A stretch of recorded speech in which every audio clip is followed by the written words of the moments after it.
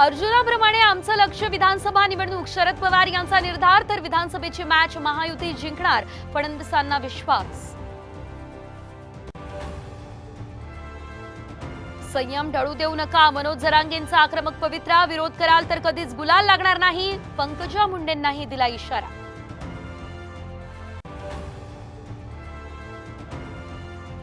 उत्तराखंडमध्ये पावसाचा हाहाकार. हरिद्वारमध्ये सुखी नदीला पूर. पुराच्या पाण्यात अनेक वाहनं गेली वाहून.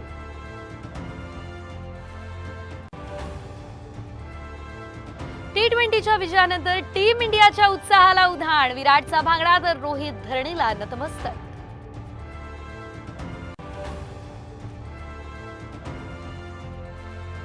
हिटमॅन रोहित शर्मा आणि कोहलीची आंतरराष्ट्रीय T20 मधून निवृत्ती. वर्ल्ड कप जिंकताच विराट घोषणा.